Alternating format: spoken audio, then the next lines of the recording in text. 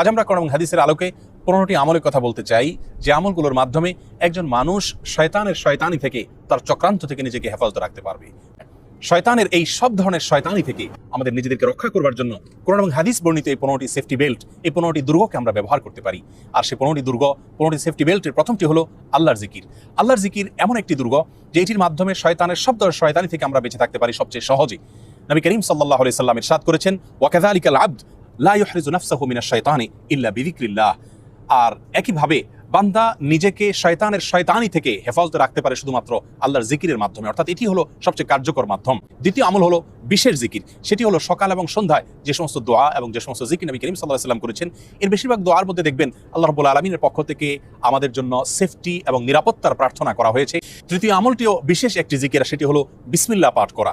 একজন ইমানদার তার প্রতিটি কাজে যখন বিসমিল্লাহ পাঠ করতে থাকে, তখন সেই কাজটিতে অন্তত শয়তান আর অংশগ্রহণ করবার সুযোগ পায় না। 4 নম্বর আমলটিও বিশেষ জিকিরের আমল, সেটি হলো আউযু বিল্লাহি মিনাশ শাইতানির রাজিম পড়া। আল্লাহ বলেছেন, ইম্মা ইয়ানজাগান্নাকা মিনাশ শাইতানির নাজগুন ফাসতাইজ বিল্লাহ। শয়তান যখন তোমার উপরে প্রভাব বিস্তার করবে, তোমাকে খোঁচা দিবে, তোমাকে আঘাত করবে, আক্রমণ করবে, তখন আল্লাহর কাছে আশ্রয় চাইবে বিতাড়িত শয়তান থেকে, অর্থাৎ আউযু বিল্লাহি মিনাশ শাইতানির রাজিম, এটি পাঠ করবে। 5 নম্বর আমল হলো ওযু।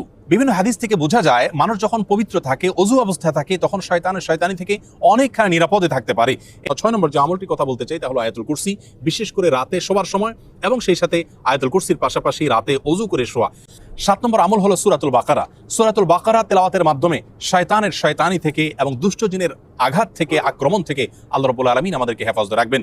8 নম্বর আমল হলো সূরা ফালাক এবং সূরা নাস, কোরআন কারীমের শেষ 2টি সূরা বেশি বেশি পাঠ করা। 9 নম্বর আমল হলো বাসাবাড়ি, অফিস এবং আবাসন স্থলকে যে কোনো ধরনের প্রাণীর ছবি, প্রতিমা বা শোপিস ইত্যাদি থেকে মুক্ত রাখা।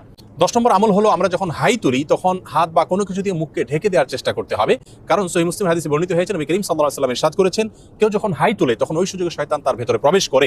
11 নম্বর আমল হলো আমরা যখন অজুতে নাকে পানি দেব, তখন যথাসম্ভব নাকে পানি দিয়ে নাক পরিষ্কার করার চেষ্টা করা, নাকের ভেতরে যতটুকু সম্ভব হয় পানি প্রবেশ করিয়ে তারপরে নাকে পরিষ্কার করার চেষ্টা করতে হবে। কারণ 12 নম্বর আমল হলো টয়লেট ব্যবহারের ক্ষেত্রে খুব বেশি সতর্ক থাকা, কারণ টয়লেটে শয়তানের অবস্থান থাকে অনেক মজবুতভাবে এবং সুদৃঢ়ভাবে, এবং টয়লেটে প্রবেশের সময় নবী আলাইহিস সালাম যে দোয়া শিক্ষা দিয়েছেন সেই দোয়াতেই মূলত এই পয়েন্টটি রয়েছে। 13 নম্বর আমল হলো ফজরের সালাত বিশেষভাবে গুরুত্বের সাথে পাঠ করা।